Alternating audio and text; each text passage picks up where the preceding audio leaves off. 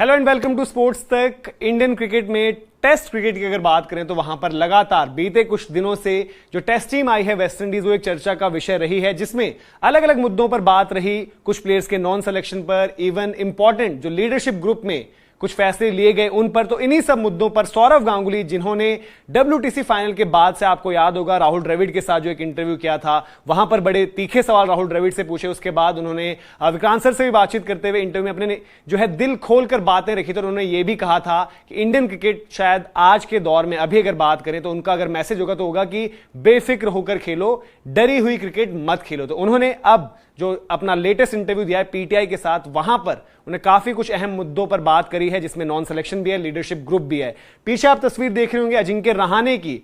तो सौरव गांगुली कह रहे हैं कि उनके समझ से परे है, या जिस तरीके का फैसला लिया गया उनको उसके पीछे की सोच कुछ समझ में नहीं आ रही कि आपने वाइस कैप्टन जो है अजिंक्य रहाणे को नेम किया है। अजिंक्य रहाणे, आपको याद होगा कि तकरीबन 18 महीने जो है टीम से बाहर रहे थे, टीम में वापसी करते हैं, एक टेस्ट मैच WTC का फाइनल खेलते हैं, और उसके बाद जो अगली टीम आती है वहां पर आप सीधे उनको एलिवेट कर देते हो वाइस कैप्टन के तौर पर। वहां पर सौरव गांगुली ने अपने सजेशंस भी दिए। उन्होंने कहा कि अगर आप टीम में से किसी को ढूंढ रहे थे तो उसमें रविंद्र जडेजा का भी नाम उन्होंने दिया कि रविंद्र जडेजा भी एक ऐसे खिलाड़ी हैं जो लगातार टेस्ट क्रिकेट खेल रहे हैं, तो आप अगर चाहते तो उनको भी नेम कर सकते थे। और शायद ये उन्होंने नहीं कहा, बट एक तरीके से हो सकता है क्योंकि आप उनको कंसिस्टेंट परफॉर्मेंसेस के लिए जो है एक रिवॉर्ड दे रहे हो, उनको वाइस कैप्टनसी का वहां पर दे रहे हो। लेकिन अजिंक्य रहाणे का डिसीजन उन्होंने कहा कि समझ में नहीं आया। उनसे शुभमन गिल के पूरे बारे में जब पूछा गया तो उन्होंने कहा कि हाँ, वो भी एक विकल्प हो सकते थे। हालांकि शुभमन के साथ यह है कि उनकी भी अभी धीरे धीरे उनको पहले तो पूरे तरीके से अपनी जगह सील करनी होगी। लेकिन हाँ, जहां पर हम बात करते हैं कि आप एक यंगस्टर को ग्रूम जब कर रहे होते हैं, जो हमने देखा था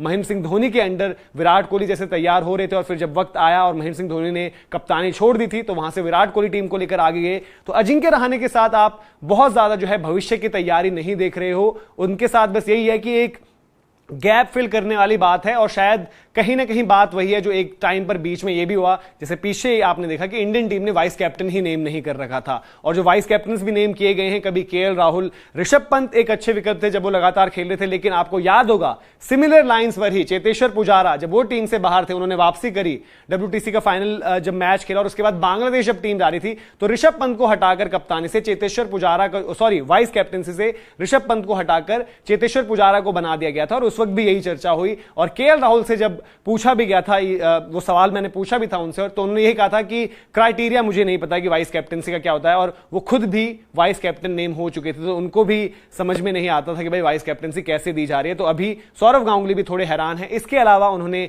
एक और बात कही है, वो कही है जो सब लोग जानना चाहते हैं कि सरफराज, अभिमन्यु ईश्वरन जो लगातार रन बना रहे हैं डोमेस्टिक में, वो बाहर क्यों है, क्या उसके पीछे की वजह है। तो अलग अलग वजह आप लगातार देख रहे हैं, जिसमें लगातार अलग अलग रिपोर्ट्स आ रही है। एक बिल्कुल लेटेस्ट रिपोर्ट ये भी कहती है कुछ खिलाड़ियों की नॉन सिलेक्शन की वजह कुछ कोड ऑफ कंडक्ट इश्यूज हैं जो उनकी तरफ से ब्रीच हुए हैं, जो IPL के दौरान ब्रीच हुए हैं। लेकिन यहां पर सौरव गांगुली कहते हैं कि थोड़ा मुझे समझ में नहीं आ रहा है कि 2-3 साल से जो लगातार रन बना रहे हैं, चाहे वो सरफराज हैं, चाहे वो अभिमन्यु ईश्वरन हैं, वो टीम से बाहर कैसे हैं। तो ये पूरी की पूरी अपडेट थी जो सौरव गांगुली ने इंटरव्यू दिया है PTI के साथ बातचीत में। उन्होंने अलग अलग मुद्दों पर बात रखी, जिसमें इंपॉर्टेंट पॉइंट यही था, उन्होंने बोला कि समझ में नहीं आया कि भाई अजिंक्य रहाणे एक टेस्ट मैच के बाद ही सीधे आपने जो है वाइस कैप्टनसी उनको दे दी है। तो इस मुद्दे पर आपको क्या लगता है, और आप भी बताएं कि इंडियन टेस्ट टीम के लिहाज से न सिर्फ वाइस कैप्टन बल्कि अब रोहित शर्मा के बाद भी कप्तान, और जो आप देख रहे हैं कि नेक्स्ट लीडर वो कौन होना चाहिए, उस तरीके से आपकी राय क्या है, कमेंट सेक्शन में जरूर दर्ज करें। वीडियो और इन्फॉर्मेशन पसंद आई हो तो लाइक भी करें,